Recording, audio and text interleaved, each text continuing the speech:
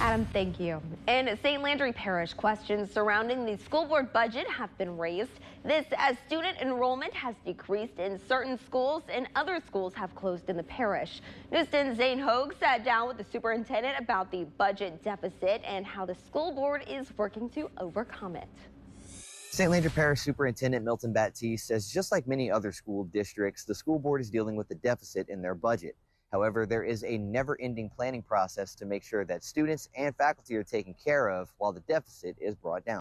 We just have a myriad of options for students. We have our traditional public schools. You have type 1, you have type 2 charters, and you also have private and parochial schools. So again, we're competing for students just like everybody else. With the decrease in enrollment leading to a decrease in funds, Baptiste says changes had to be made as the budget deficit reached over $7 million.